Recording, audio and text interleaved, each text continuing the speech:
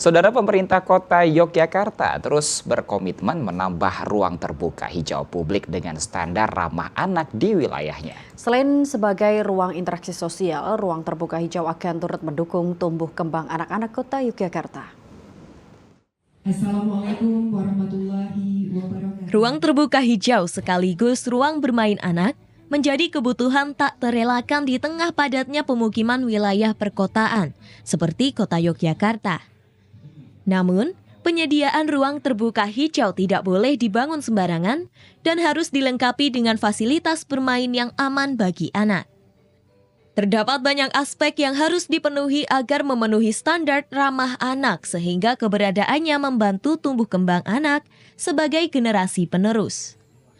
Untuk itu, di tahun 2024, pemerintah kota Yogyakarta mengajukan Taman Pintar dan Gajah Wong Edu Park untuk diaudit agar memenuhi standar Kementerian Pemberdayaan Perempuan dan Perlindungan Anak sebagai ruang bermain ramah anak.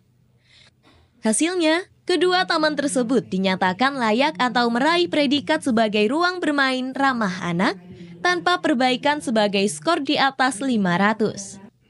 PJ Wali Kota Yogyakarta, Sugeng Purwanto mengatakan, predikat ramah anak semata-mata sebagai wujud pelayanan terbaik kepada masyarakat, khususnya anak-anak.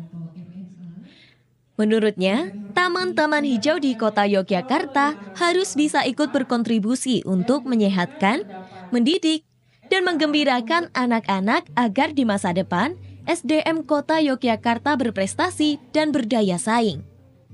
Sejumlah indikator taman ramah anak dari tim audit Kementerian PPA, yaitu fasilitas toilet dan akses jalan dapat dimanfaatkan anak-anak normal dan berkebutuhan khusus. Terdapat informasi terkait vegetasi atau tumbuhan sehingga menjadi media edukasi, tidak adanya sudut-sudut tajam di taman yang membahayakan anak. Serta landasan fasilitas bermain anak memakai ban yang lunak dan tidak memiliki siku. Selain itu, juga telah dilakukan berbagai mitigasi bencana dari Dinas Pemadam Kebakaran dan BPBD Kota di ruang terbuka hijau seperti ancaman banjir, kebakaran, dan gempa bumi. Rambu-rambu petunjuk dan larangan juga menjadi salah satu penilaian dalam indikator RTH ramah anak. Tahap selanjutnya, Taman Pintar dan Gajah Wong Edu Park akan diusulkan untuk mendapat surat keputusan untuk diberikan anugerah RBRA tanpa perbaikan. Dengan demikian, taman yang meraih predikat RBRA di kota Yogyakarta menjadi 2 setelah selama ini hanya diraih Taman Pintar. Taman Pintar diajukan kembali untuk diaudit karena masa berlaku predikat RBRA habis pada tahun 2024. Tempat-tempat untuk aman bermain, untuk memberi kesempatan pada anak-anak dan generasi penerus kita. Karena pada dasarnya memang bicara kota Yogyakarta sangat diperlukan.